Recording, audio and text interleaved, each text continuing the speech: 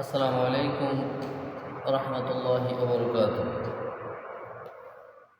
সম্মানিত উপস্থিতি,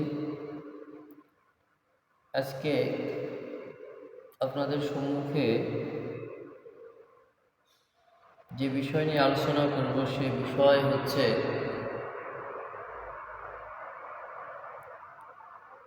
আল্লাহ রাব্বুল আলামিনের কোন সমস্ত ব্যক্তিবর্গরা বন্ধু এবং এক জুমা থেকে আরেক জুমা এর মাঝখানে যে আমরা গুনার কাজ করি সেই গুনাহগুলো কাফফারা কিনা এবং এক রমজান থেকে আরেক রমজান মধ্যে যতগুলো গুনাহ হবে সেই গুনাহগুলো কিভাবে আমাদের ক্ষমা হবে বা মাফ হবে, এ বিষয় নিয়ে সংক্ষেপে আলোচনা করার চেষ্টা করব ইনশাল্লাহ। প্রথমে হাদিস عن أبي هريرة رضي الله عنه قال قال رسول الله صلى الله عليه وسلم الصلاة الخمس والجمعة إلى جمعة ورمضان إلى رمضان مكفرات لما بينهن إذا اجتنبت الكبائر। হযরত আবু হুরায়রা রাদিয়াল্লাহু আনহু থেকে বর্ণিত, তিনি বলেন আল্লাহ রাসূল সাল্লাল্লাহু আলাইহি ওয়াসাল্লাম ইরশাদ করেছেন, 5 ওয়াক্ত নামাজ এক জুমা থেকে অপর জুমা এবং এক রমজান থেকে অপর রমজান কাফফারা হয়। সুবহানাল্লাহ। সেসব গুনাহের জন্য যা এদের মধ্যবর্তী সময়ে হয় যখন কবিরা গুনাহ থেকে বেঁচে থাকা হয়। অর্থাৎ এক জুমা থেকে আরেক জুমার মধ্যে যতগুলো গুনাহ হয় সেই নামাজের মাধ্যমে সে গুনাহগুলো কি হয়ে যায়, ক্ষমা করে দেয় আল্লাহ, মাফ হয়ে যায়। তবে এখানে যেগুলো কবিরা গুনাহ রয়েছে, এই কবিরা গুনাহগুলো যদি আমরা তওবা করি আল্লাহর কাছে খালেস নিয়তে, তাহলে একমাত্র আল্লাহ সুবহানাহু ওয়া তাআলা আমাদেরকে মাফ করে দিবে, অন্যথায় না। সগীরা যেগুলো গুনাহ সেগুলো গুনাহ মাফ হয়ে যায়, কিন্তু কবিরা গুনাহ তওবা না করলে এটা মাফ হওয়ার যোগ্য নয়।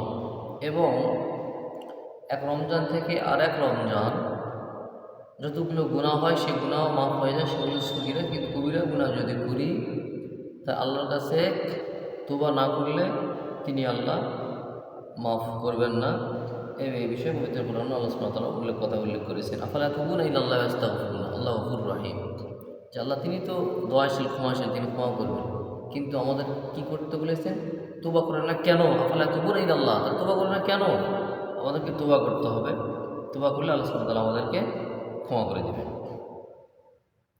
পরের একটি হাদিস, আন যায়েদ ইবনে খালিদ জুহদি রাদিয়াল্লাহু আনহু قال قال رسول الله صلى الله عليه وسلم من صلى سجدتين لا يهو فيهما غفر الله له ما تقدم من ذنبه।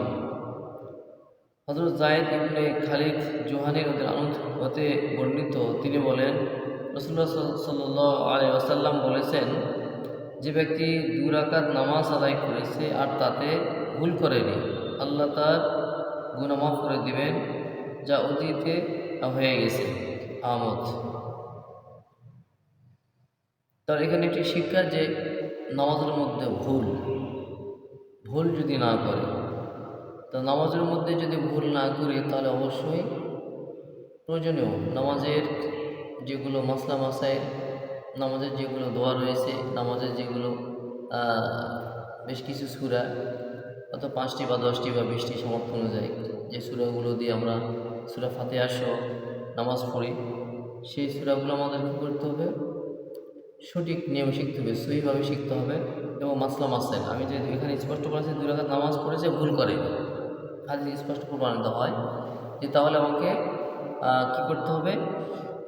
নামাজ পড়তে হলে 2 রাকাত নামাজ পড়তে হলে 2 রাকাত নামাজের মধ্যে যা কিছু প্রয়োজন সেগুলো আমাকে আগে শিখতে হবে। মাসলা মাসাইল, দোয়া, এগুলো আমাদেরকে সহিভাবে শিখতে হবে। তাহলে আমাদের নামাজ সহিভাবে হবে, তাহলে আল্লাহ সুবহানাহু ওয়া তাআলা আমাদেরকে মাফ করে দেবেন, ক্ষমা করে দেবেন। তার শর্ত হলো এটা। আর একটি বিষয় হচ্ছে যে নামাজ ভঙ্গের কারণ হলো 19টি। নামাজ ভঙ্গের কারণ 19টি। তার প্রথম যে কারণ, সে কারণ হচ্ছে নামাজে অশুদ্ধ তেলাওয়াত করা। তা এখানে যেহেতু বলা হয়েছে ভুল করে, আর নামাজ ভঙ্গের কারণের মধ্যে বলা হয়েছে যে নামাজে অশুদ্ধ তেলাওয়াত, তাহলে অবশ্যই এখানে তেলাওয়াত মূল যে শব্দ, নামাজ ভঙ্গের কারণ যে 19টি, প্রথম যেটা বলা হয়েছে যে নামাজে অশুদ্ধ তেলাওয়াত, তাহলে তেলাওয়াত আমাকে অন্তত 2 রাকাত নামাজ পড়ে 2টা সূরা অন্তত সহিভাবে শিখতে হবে। এবং এই নামাজের মধ্যে যেগুলো তাশাহুদ আছে, দুরূদ শরীফে আছে, দয়মা সূরা আছে, এগুলো যেন ভালোভাবে আমরা শিখি। এবং যেগুলো মাসাইল আছে, তাজবিদ আছে, সিজদায় তাজবিদ আছে, রুকুতে তাজবিদ আছে, সানা আছে, এগুলোর জন্য আমরা ভালোভাবে শিখি, তাহলে আল্লাহ সুবহানাহু ওয়া তাআলা আমাদেরকে মাফ করে দেবে। সর্বশেষে যে বিষয়, সেটা হচ্ছে যে আল্লাহ রাব্বুল আলামিন পবিত্র কোরআনে সূরা মাইদার 55 নম্বর আয়াতে স্পষ্ট বর্ণনা করেছেন, ইন্নামা ওয়ালিয়ুকুমুল্লাহু ওয়া রাসূলুহু আল্লাযীনা আমানু আল্লাযীনা ইউকিমুনাস সালাতা ওয়া ইউতুনাস যাকাতা ওয়া হুম রাকিউন। আল্লাহ বলেন যে তোমাদের প্রকৃত বন্ধু হচ্ছেন শুধু আল্লাহ, তাঁর রাসূল এবং ঈমানদার লোকগণ। তাহলে এখানে স্পষ্ট আয়াতের দ্বারা যে শিক্ষা, পবিত্র কোরআনে সূরা মাইদার 55 নম্বর আয়াত, যে তোমাদের প্রকৃত বন্ধু হচ্ছেন শুধুমাত্র আল্লাহ এবং তার রসুল এবং ঈমানদার লোকগণ, এরা হলো যে তোমাদের প্রকৃত বন্ধু। ঈমানদার লোক তারাই যারা নামাজ কায়েম করে। এখন প্রশ্ন হলো যে আল্লাহ সুবহানাহু ওয়া তাআলা আছেন, আল্লাহ রসুল আছেন, ঈমানদার লোকগণ হলো ঈমানদারদের বন্ধু, কিন্তু পবিত্র কোরআনে আল্লাহ বললেন যে ঈমানদার লোক কারা। এ প্রসঙ্গে এখানে বলে ঈমানদার লোক তারাই যারা নামাজ কায়েম করে, যাকাত আদায় করে এবং আল্লাহর সম্মুখে মাথা নত করে দাঁড়ায়, এদেরকে ঈমানদার বলার কথা স্পষ্ট এখানে আয়াতের দ্বারা স্পষ্ট আয়াতের দ্বারা যেমন বিশ্বাস স্থাপন করতে হবে, এখানে স্পষ্টভাবে বলা হয়েছে যে ঈমানদার কারা। ঈমানদার লোকগুলো তারাই যারা নামাজ কায়েম করে, যাকাত আদায় করে এবং আল্লাহর সম্মুখে মাথা নত করে দাঁড়ায়, এদেরকে ঈমানদার বলার কথা বলা হয়েছে। নামাজ কায়েম করতে হবে, অর্থাৎ এককভাবে না, ওই পরিবারের মধ্যে যারা আছে প্রত্যেকে কি নামাজ পড়তে হবে।